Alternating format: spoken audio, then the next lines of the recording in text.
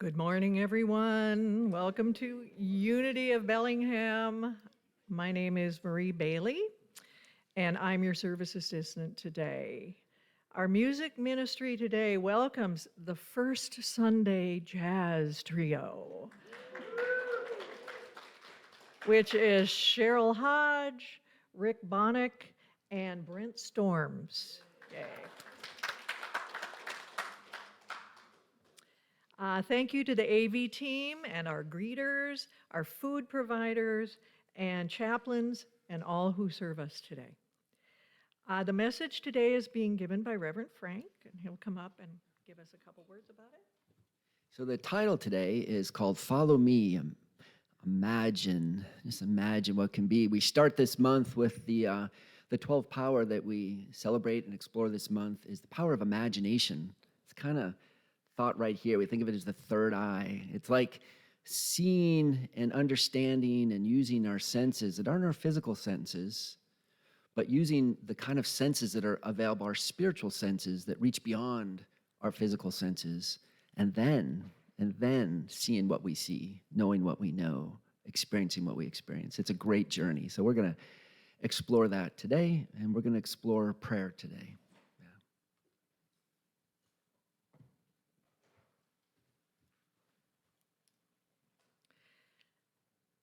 As we prepare for a time of reflection and meditation, please hold the words of this hymn in your heart.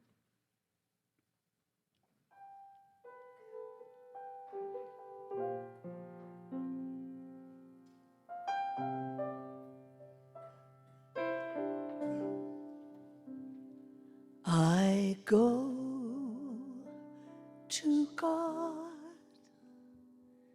in prayer.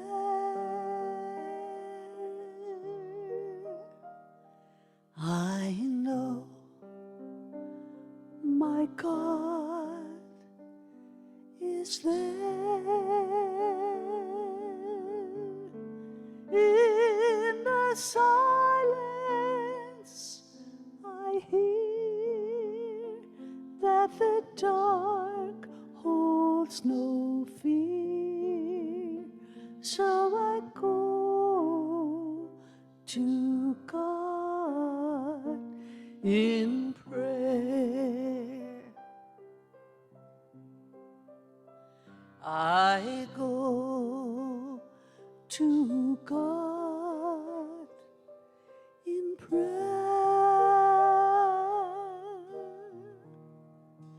I know my God is there.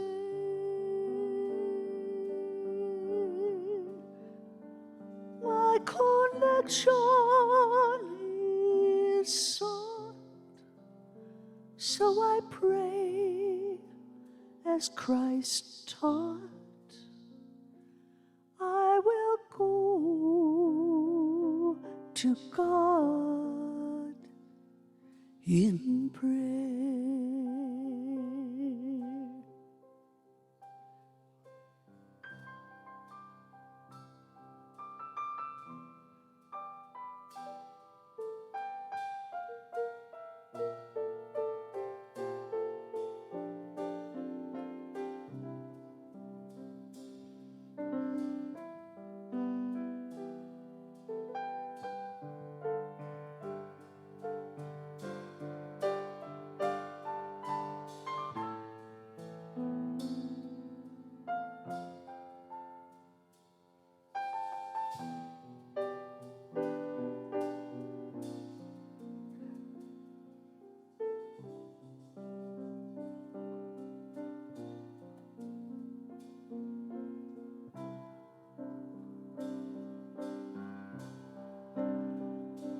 I go to God in prayer.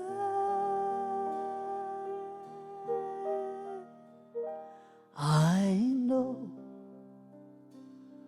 my God is there.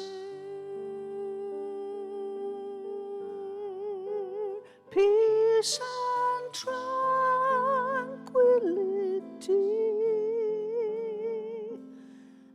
love is waiting for me, so I go to God in prayer.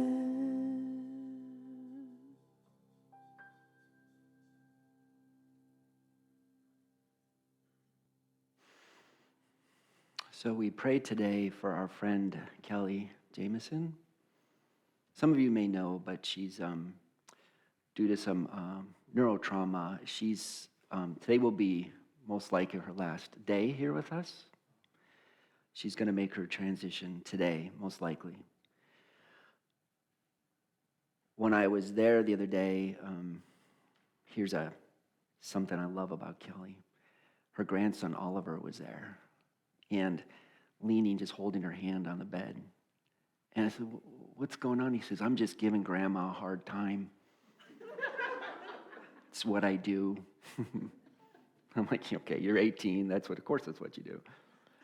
And what would she say back? Oh, she'd laugh. Just laugh.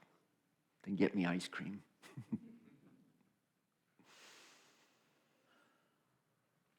So Kelly is a donor, an organ donor. And I share all this with Dak's permission. I asked him if I could share this with y'all. And they scheduled, because with the donor process, they have to find the recipients, and they have to fly in the surgeons. It's a bit of a logistical thing, so they scheduled ahead. It's kind of beautiful, but the process is scheduled for 10 o'clock this morning. So about now. And what I've understood is that when someone is a donor that way, and they wheel them out and down the hall to the surgical area, where the sort of the artificial means of keeping Kelly with us, at least bodily with us, all that's dismantled. And then they have a process, and then when she transitions, they harvest the organ. So right to the end, her courage, her givingness, her kindness, her compassion, her self-giving. We know Kelly. Who even here knows Kelly? Everyone here knows how nice it is to hug Kelly, to hear the kind words from Kelly. So what I thought we could do is we made this. I have a little, just lit the candle. We're just going to leave these flowers, these candles lit. They're just going to stay lit until they're not, and just hold the high watch for our friend Kelly. So I imagine that as they, about now, wheeling her bed down the hall, the people who work there come out and they stand with their hands over their heart to honor the person's giving. Would you join me, and with all the people in the hospital, if you feel comfortable, would you stand right now? Let's stand with all the people in the hospital and use our imagination, and we see Kelly now, or we join in that spirit and that energy of the people who are honoring our friend Kelly as they move her from her room down to the place where her last breaths will take place, and then the gift of her organs will be shared. They've already arranged the donor recipients who are on standby to receive this gift of life from Kelly. We stand at attention for our friend Kelly. We hold that high watch. We witness her love. We witness this gift that she is given at the end. We hold this energy in great respect, in great honor, and in great love. We allow the energy and the vibration of our heart's consciousness now to reach into that open field of love where oneness and wholeness reside. We open to the knowledge that with every breath we have and that we share with Kelly, we are grateful that she was here to bless us in all ways. We are grateful for the transformative energy of her life. We are grateful and humbled by the amount of love and tenderness and compassion she shared with each of us. We stand at attention for this beautiful journey that she has expressed in this incarnation. And we stand at his attention as she transitions in peace into this next phase of her life, as she moves from this expression into that beautiful, trustworthy mystery of what's next. And while we knew we could always trust Kelly's love and compassion and energy and tenderness and smiles while she was here with us, we continued to trust in that spirit of Kelly as she moves on in this transition and supports all of us, her friends and Unity of Bellingham, and all the community and her family going forward as this transition to the beautiful ancestor that she is. So now with your hand on your heart, let's just hold that energy for Kelly with great love and great respect. We stand in silence for a moment.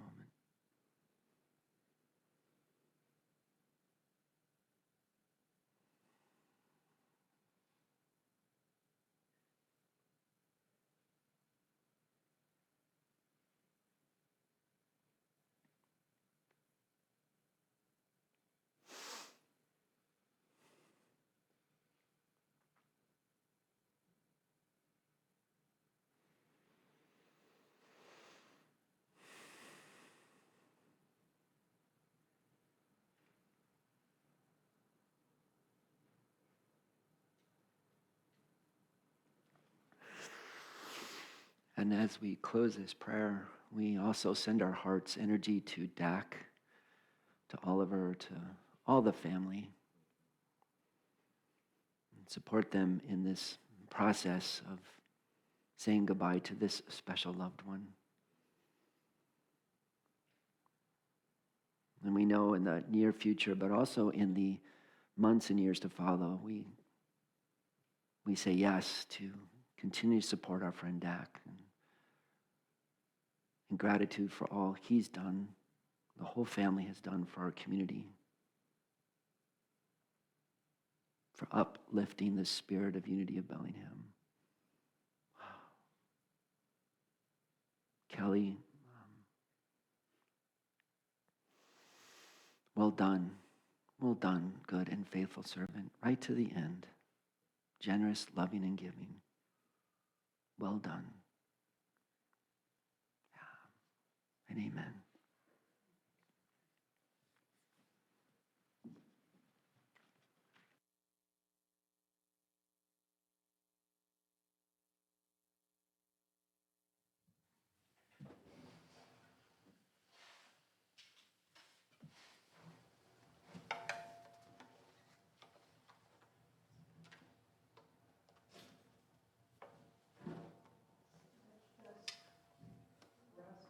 Silence.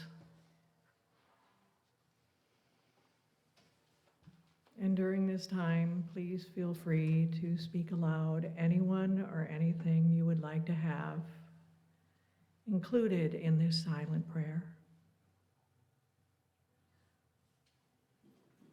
Or simply hold your prayer intention in consciousness.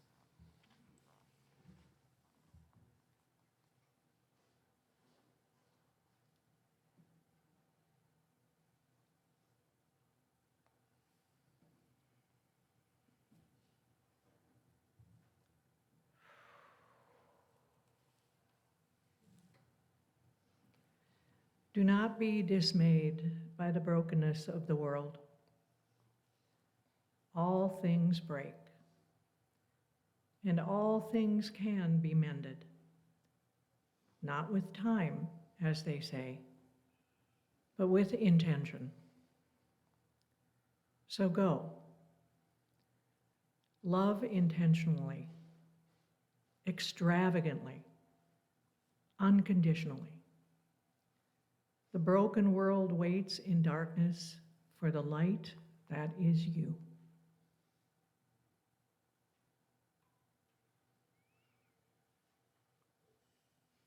And as we move into meditation now, if you feel safe, gently allow the eyes to close or keep the gaze soft.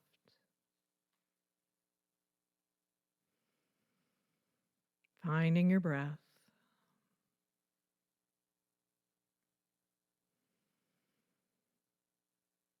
And begin to feel your body on the chair. And begin to feel it get heavier and heavier with every outgoing breath.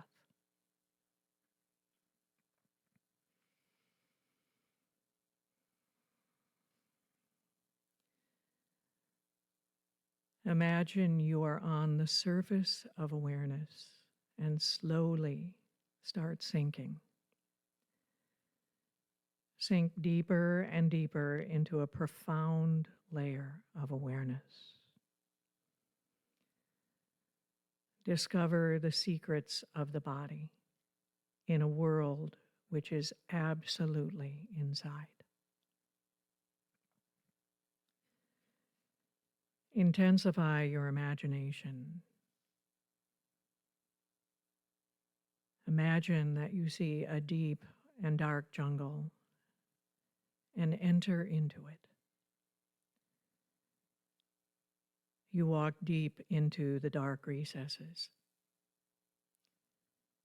And as you continue on, walking much deeper into the jungle, you become aware of the constant pulsing vibration of chanting filling the air.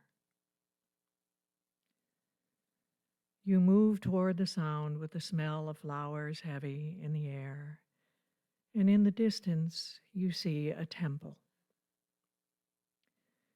And there's a great aura of light around the outside of the temple. You draw closer to the temple and you feel an atmosphere of peace. The door of the temple is open and you look inside. There, in the middle of the temple, is an altar. At the center of that altar is a key. And you know that key has been placed there just for you. You take the key in your hand and continue on into the depths of the temple. The vibration of the chanting echoes through the halls as you walk. No one is seen, but you sense a sacred presence. You pass many doors, many shapes and sizes, and finally you stop. You've come to the right door. Look at the door,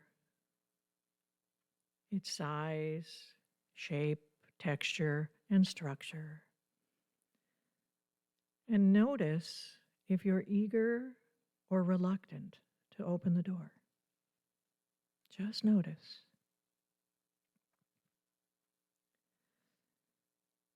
Now you put the key in the lock and open the door. There are many things of interest in the room, but there is only one that you have come for. It's something precious that has been misplaced. Find that one thing. Put it in your hand.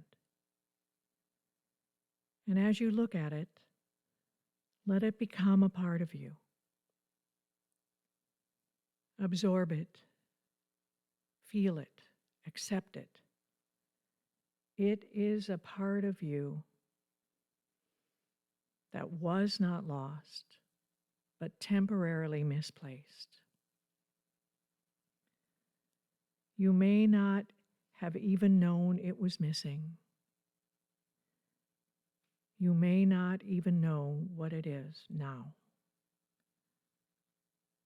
But this missing part is being integrated back into your being and you are now whole.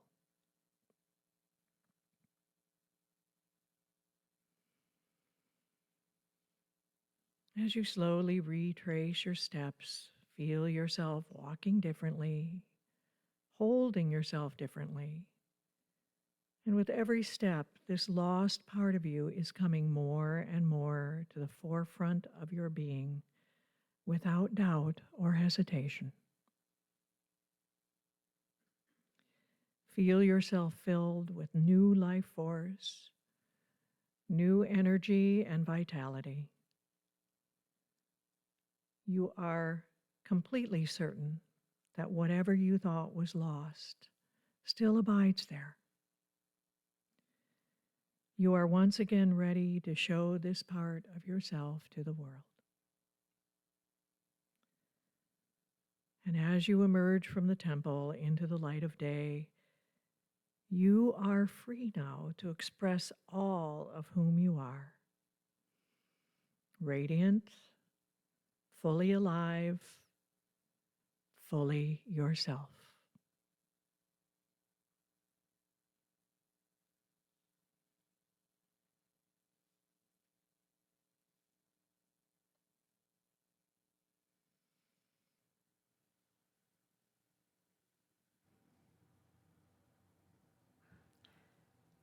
And now feel yourself beginning to come back into the room. Feel the body resting in the chair.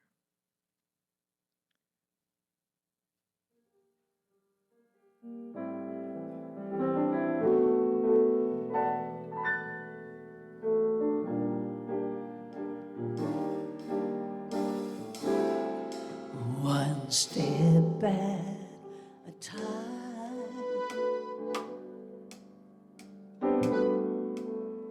we'll find our way back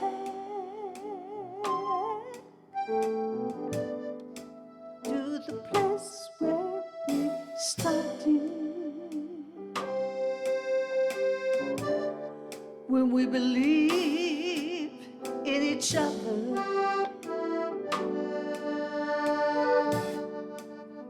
And we've got the power of forgiveness and the strength to make a change. Not pretend these hard times can't go away. One day at a time, hour by hour, we'll work this together, hand in hand, arm in arm, side by side. We've got the power of renewal and the willingness to make a change, not run away to the safety of a life not lived.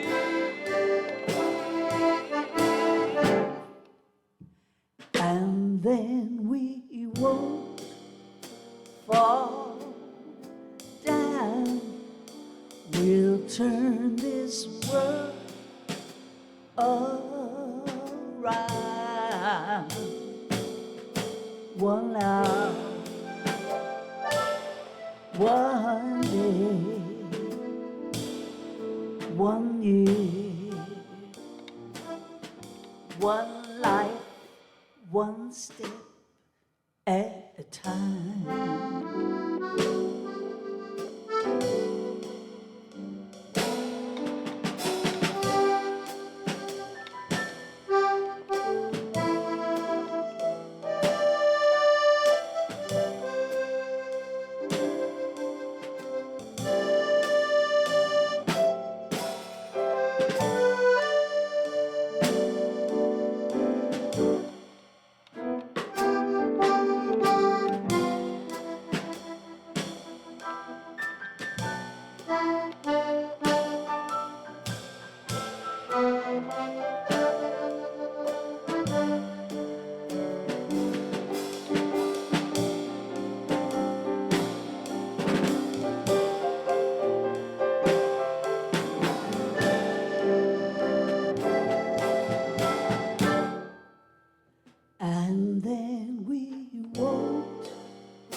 fall down.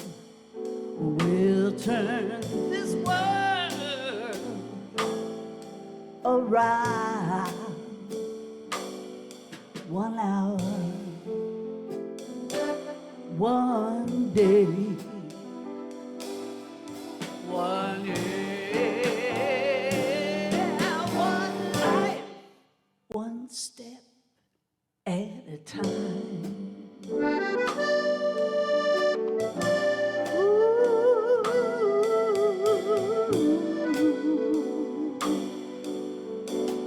Ooh, just 1 step is all it takes to get it started. Let's go, let's go.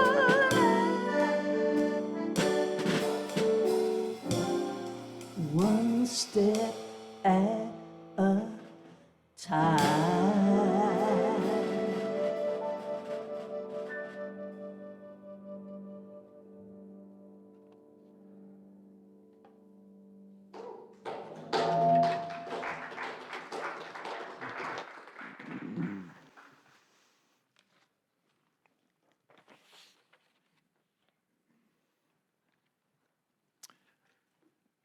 Hi, I'm Reverend Frank. Some of you may not know me, a little newer, but anyhow, I've been the minister here for 4.5 years.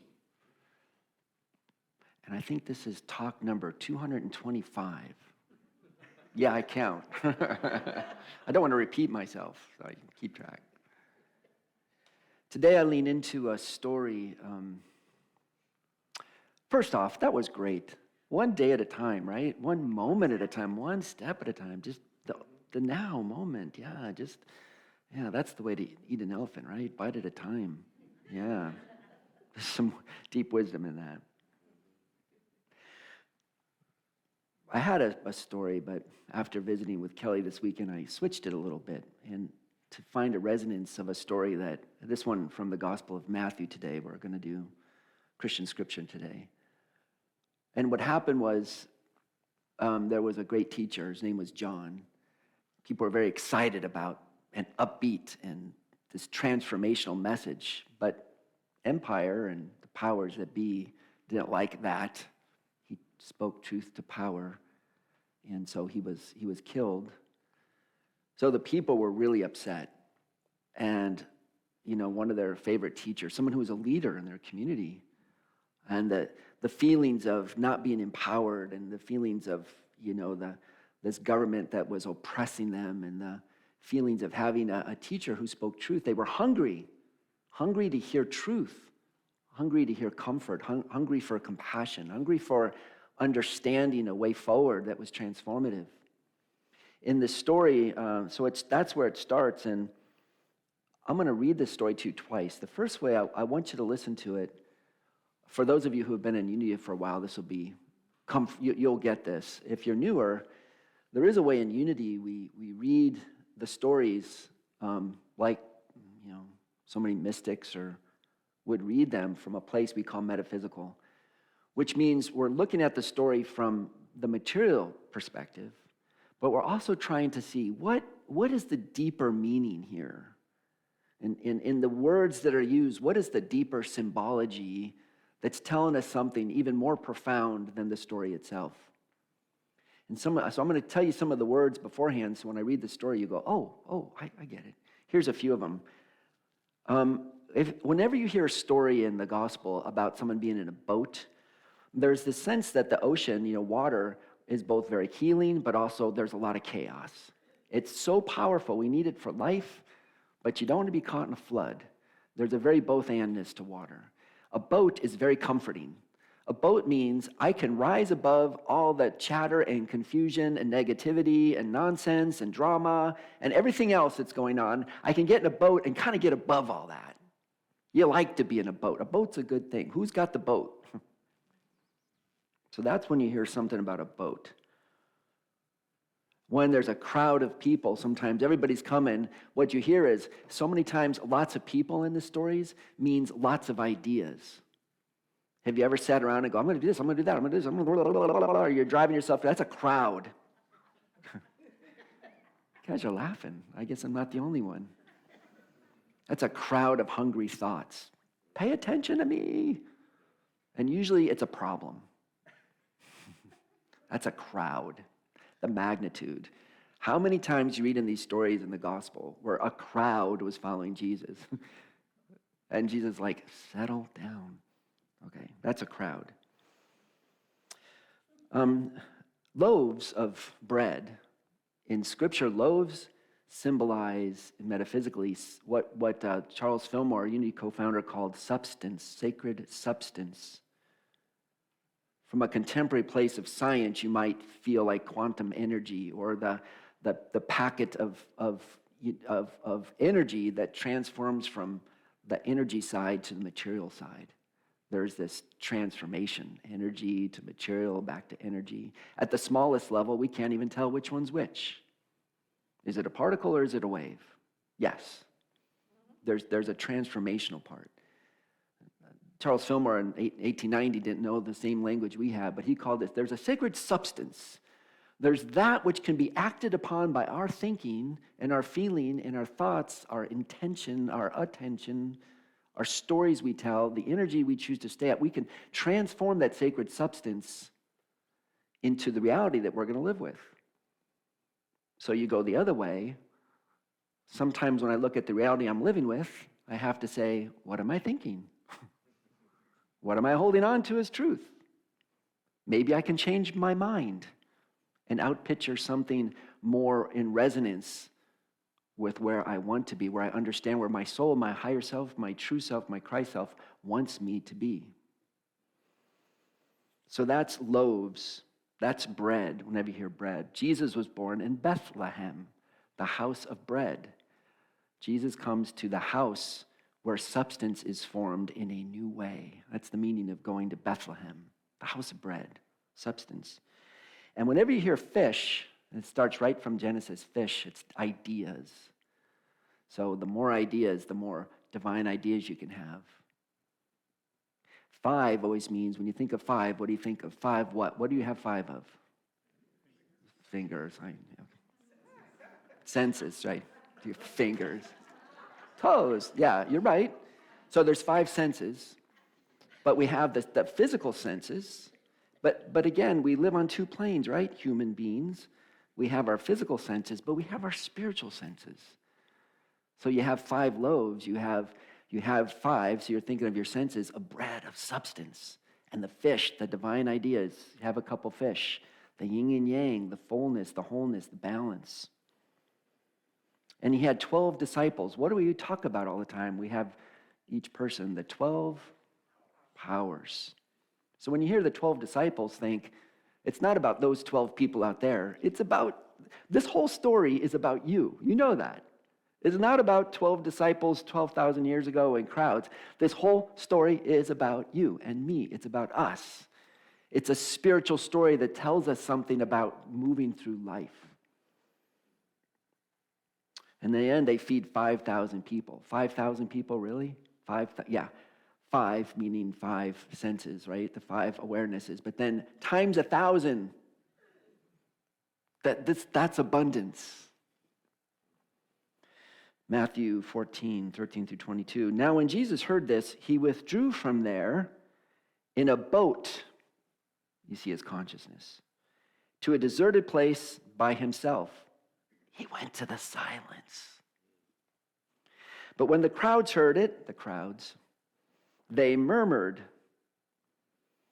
and they followed him on foot from the towns. And when Jesus went ashore, he saw a great crowd. Yeah. And he had compassion for them and cured the sick.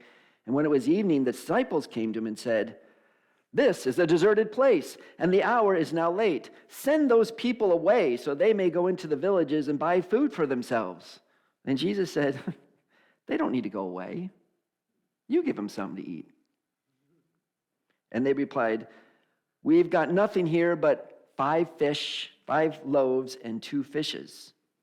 That's all. That's all we have." Spiritual senses and a realm of ideas. Poor us. We ain't got nothing. And he said, well, bring those here to me. And then he ordered the crowds to sit down on the grass, and taking the loaves and the fish, he looked up to heaven. He gave thanks, gratitude, and he blessed them. He broke them up, and he gave them to the disciples, gave them to the 12 disciples, and he told them to give them to the crowds, all those hungry thoughts, those yammering voices. Go use the 12, use these fish and use these loaves of substance and feed the crowds. And they all ate and they were filled. And then they took up what was left over of the broken pieces. There was 12 baskets full of leftovers. And those who ate it were 5,000 people. Okay. You hear it different. Yeah. Those who ate it were 5. So when my hungry thoughts and my chatterbox mind, and when my unsettledness and when my dissatisfaction goes to the Jesus energy, the I am, it is, okay, so there's this historical person, but there's this I am energy. This is the I am energy that says, let's look at it through the vertical. Let's look at it as we connect to the spiritual sense. And let's look at what gratitude can do, and blessing can do, and sharing can do, and working between each other can do, and not sending people away, but inviting them to sit down and join in community. Let's look at what that can do. Okay, I'm going to read it again, and this time, with each sentence, I'm going to pause, and I want you to use your feeling senses and say to yourself, how does that feel?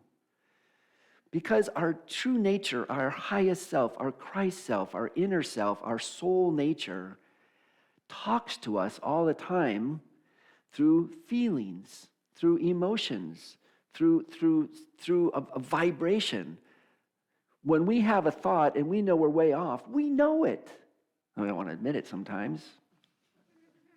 Well, first let me gossip, and then I'll go see how it really feels, right? Am I the only one? No one's laughing on that one. Well, how many times, we say something and go, well, I feel like I'm right. Right is overrated. Being right is way over. It's really not the point. Am I in harmony with my deepest, truest self?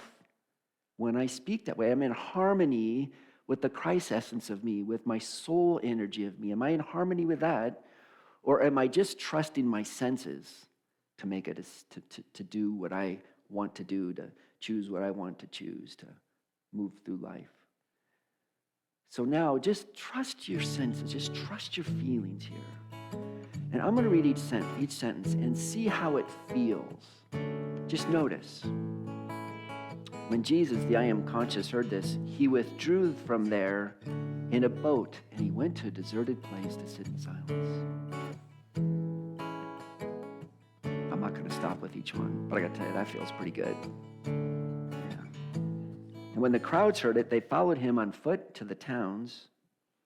And when he went ashore, he saw a great crowd, but he had compassion for them, and he cured the sick. And when it was evening, the disciples came to him and said, "This is a deserted place. The hour's late. Send those people away so they can go to the villages and go get food for themselves." How does that feel? How does that feel? Let me read it again. Feel that. This is a deserted place. The hour's late. Send the crowds away so they may go into the village, and then they can all just buy food for themselves. I just kind of go, ow. Dismissive. This starts with compassion and it moves into this place of, can you feel it? Can you feel the tone shift in your heart with these words?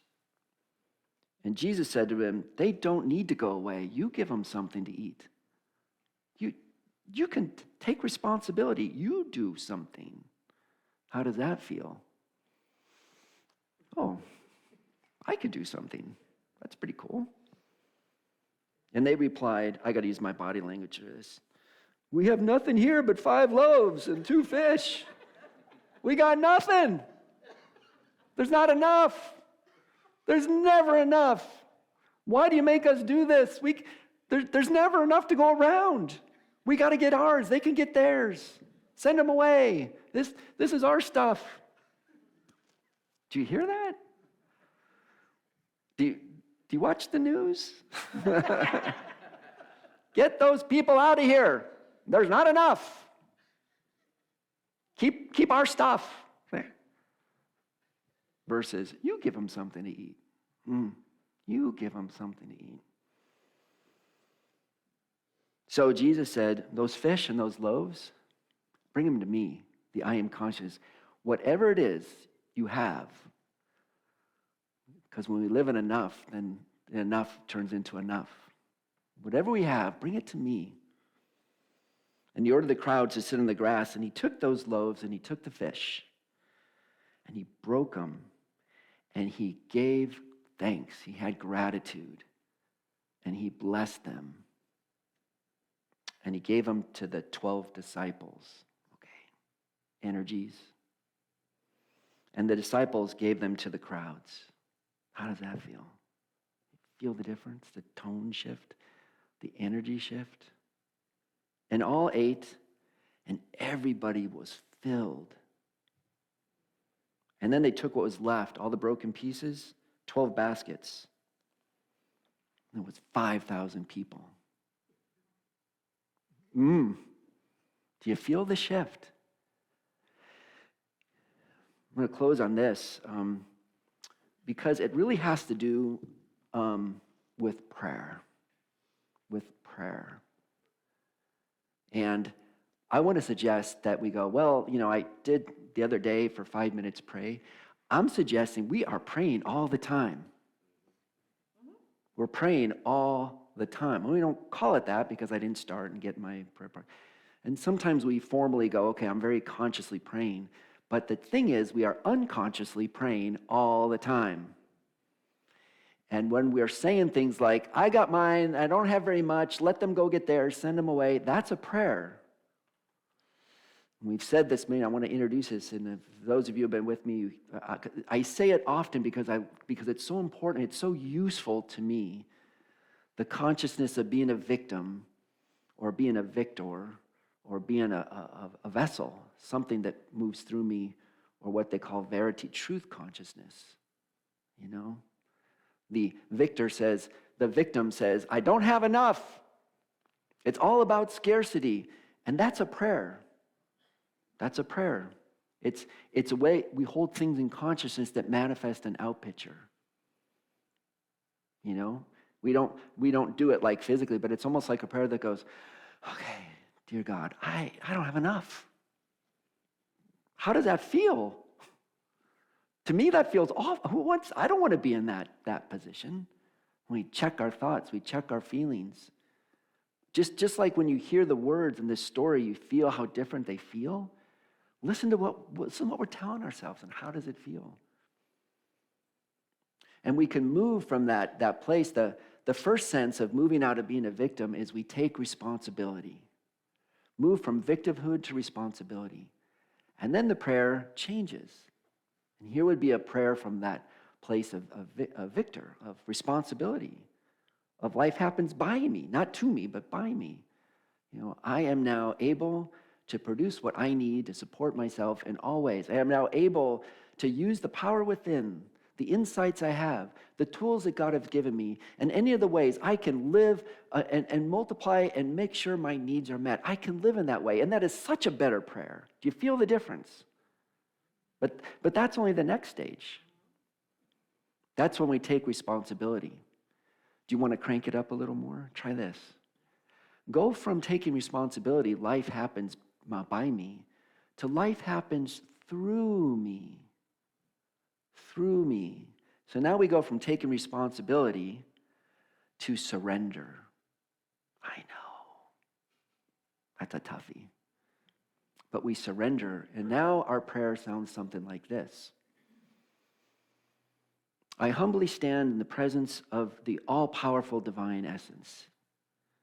And I'm not so concerned about what's happening to me or even by me, but I am open to be a channel of the divine peace, the divine providence, the divine abundance, divine truth, the divine happiness, the divine joy, the divine goodness.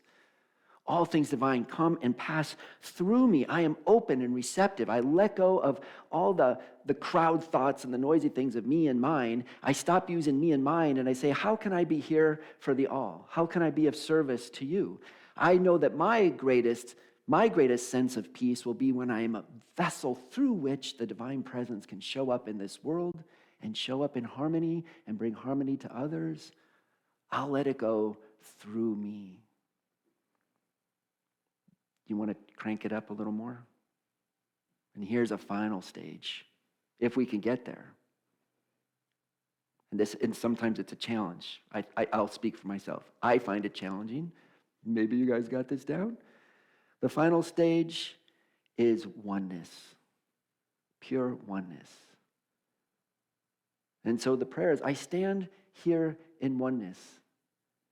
And I will deny that these seemingly problems can control me, and I trust and am open to the Spirit of the divine that brings divine order, divine providence, divine abundance, divine totality, divine compassion, and all things. I stand in that energy. I know it, I trust it, it's the truth of my life, it's the truth of the world. And all that is in the material plane that wants to scream at me that something different is going on, scarcity and problems and issues, I'm compassionate to those, but I stand in the energy of the wholeness of the universe that is working in and through me to this fullness. I stand in that oneness. So what's the problem? All is well. And all this stuff here, I can deal with that. But the truth, when I'm standing in the totality of my spiritual awakening, all is well.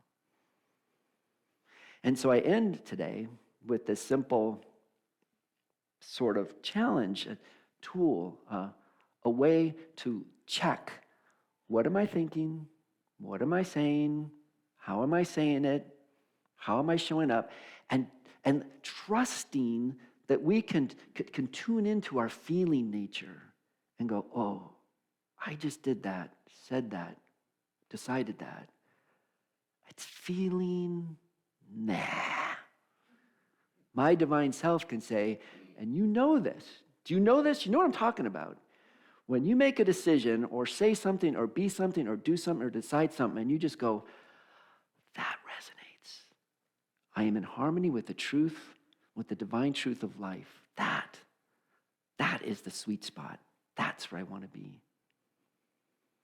And if you find yourself down here in the victim consciousness, welcome to your humanity. It's a state. It can always be temporary. Get the feeling, know that that's what we're doing, and switch. Move up the ladder.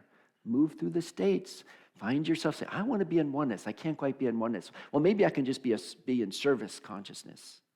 I don't even want to be of service. How about we just make an affirmation that life is good? Let's just do that. And we'll move forward, okay? And we move. Can we do that this week? Pay attention. Your feelings will tell you. We know this. Your feelings will tell you. Okay. Yeah. Blessings,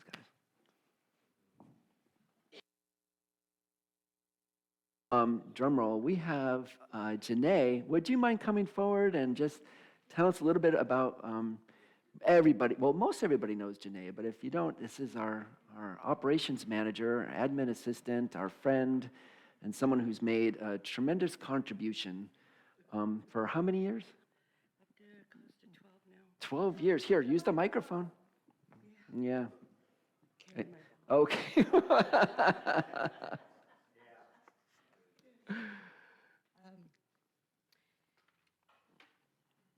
This is going to be very hard. I've gone through a few of these boxes this week. With the loss of Kelly. So it's been very emotional this week. Actually, this whole past month, losing our Mary Margaret. So, and now I'm letting you know that I am stepping down and retiring from the operations director here. The 22nd will be my last day, and it's been a very hard decision to make, but one that also came very easy because of everything that life throws at us. The changes that are made daily, and with our health, with our families. And it's time for me to take care of myself and Michael. I'm going to miss everything about unity and what I've done here. I have put my heart and soul into this place, and I love everyone so much, and I'm gonna miss it.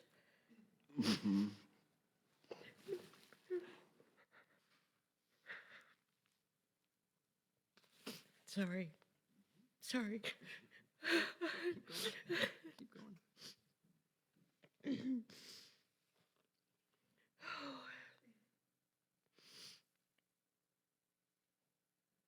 Yeah. I was looking at myself in the mirror today, and I had to remind myself that this is for the best for me, myself, and my husband, and that my next stage in life will still be fulfilled with service work that I do. I have always been a woman of service all my life, and I will always be here in Bellingham. You will always see me somewhere, and always see me. And we will pop in and say hello, but I get very busy with my other service works and doing travels, and I'm gonna miss coming in every morning and doing my walkthrough, putting things away, and just looking at everything that everybody does.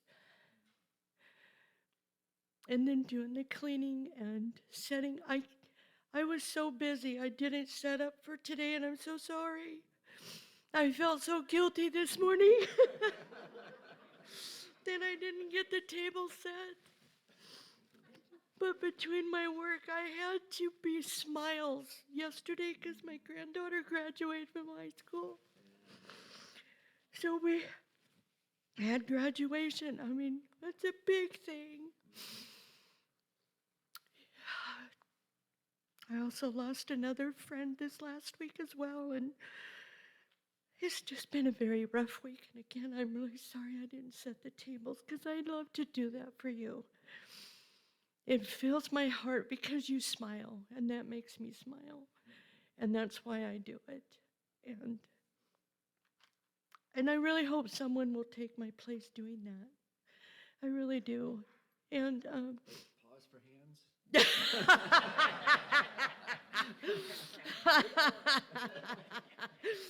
Oh God, that's right. Yeah, that's so true. You know, I mean, we've got just So no. This is No, not. So it's not. Let me It's just say, okay. This is not the goodbye. This is an It's not. announcement. It's an We're announcement. going to have a couple weeks from now a proper send off. Yeah. But this is to let everybody. I'm going to help plan my retirement party. Not help.